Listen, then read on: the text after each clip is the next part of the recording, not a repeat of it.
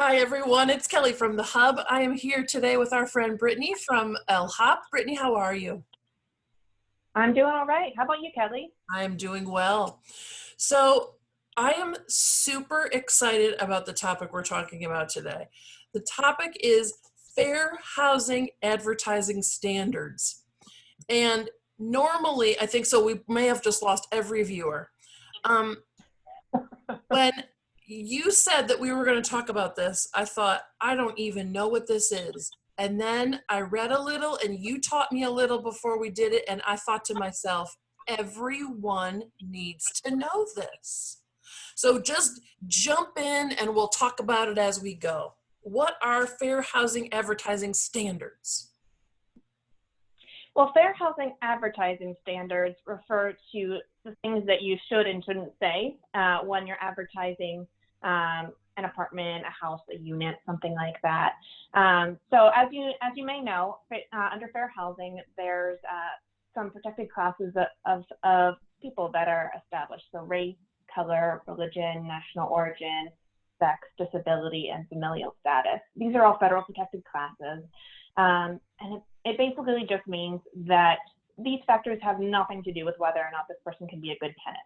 So they shouldn't even factor into whether you would choose to rent or provide financing for a home or provide services when someone is renting a home from you. So it also means that this should not come into play at all when you're advertising a home. So whether this is printed out in the newspaper, whether it's on a flyer, whether it's on Facebook, online somewhere, wherever you might let someone know that you've got an apartment or a house for rent, you should make sure that your language is very neutral. So that way everyone feels that that you might be willing to rent to them. So you're going to give us some examples. Yeah?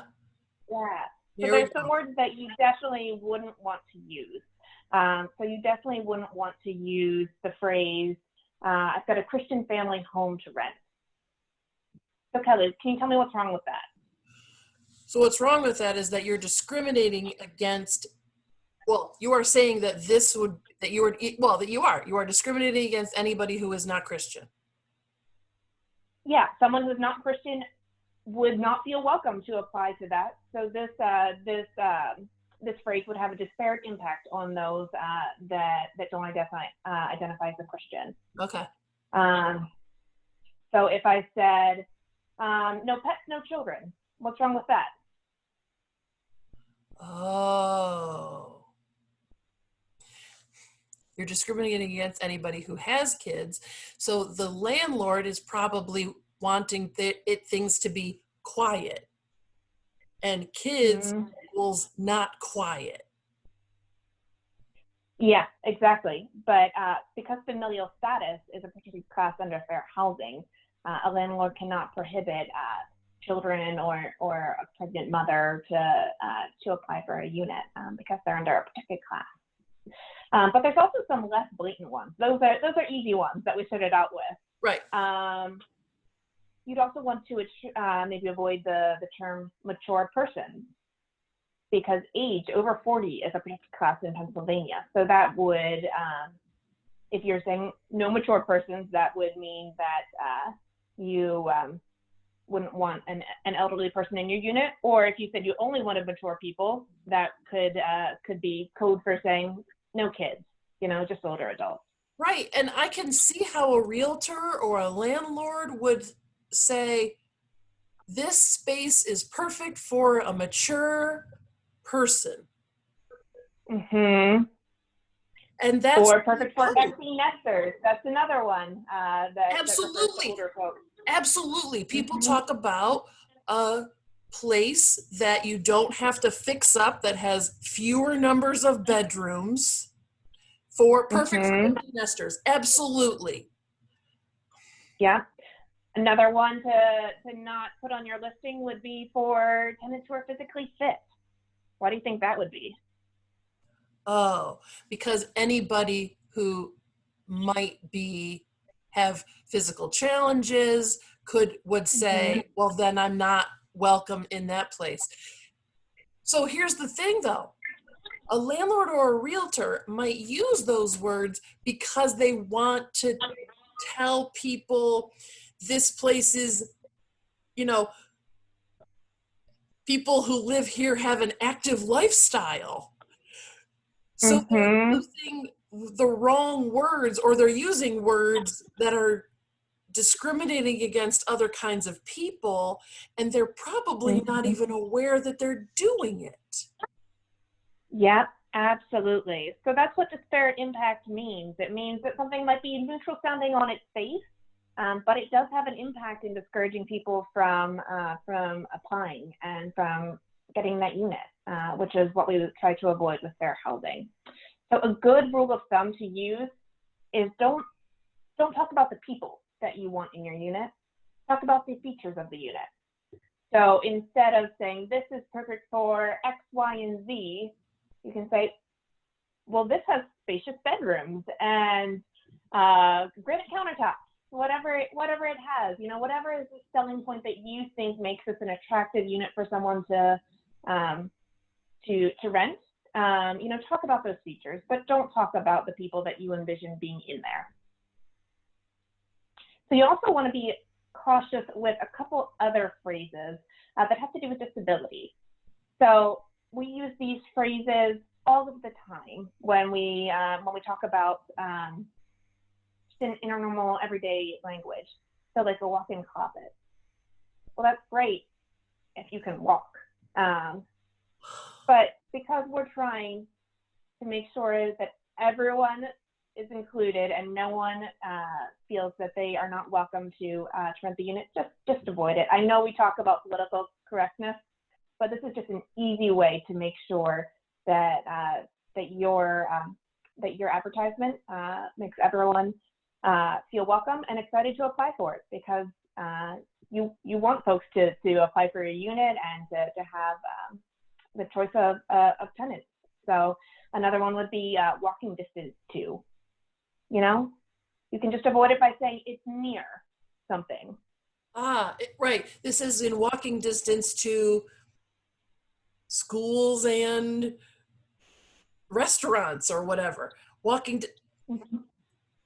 If you've used those words all the time and you've never thought about what the words are, then you Mm-hmm. realize you've been doing it the whole time.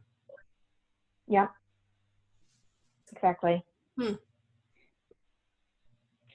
Another one would be mother-in-law apartment, because that specifies a certain type of family or household that you would envision being in the unit. One that I might not have thought of before studying this would be looking at a quality neighborhood or a preferred neighborhood, something that you use because you want this to sound classy and attractive, but it can have an exclusive tone, and it can make some folks feel that they aren't welcome to rent there. So you want to avoid some of those phrases as well to be on the safe side. Do you think that some people use those words to avoid having people of different races live in their neighborhood? I can't speak to folks' motives, and I would never want to do that, but I understand that. I think that there have definitely been cases where people of color might have felt less welcome because of some of those code words. So you need to be thoughtful about what are you really saying when you are using those words? And the answer is don't use those words. Talk about the features of the unit so that you are clear. Yep, I've got a couple other best practices for you, just so you can stay on the straight and narrow. Good. HUD has an equal opportunity in housing symbol. That's a great thing to put in your advertisement.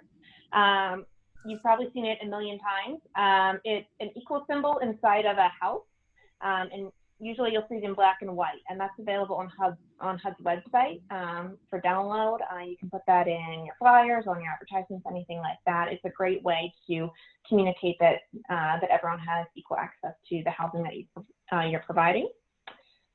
And also, when you're including images in your ads, you know, it's great to use diverse pictures, making sure that you've got people of different races, ages, genders, different family types, just so it's very visually clear that absolutely everyone is welcome.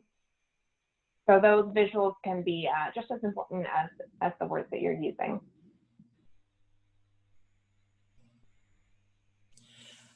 I hope that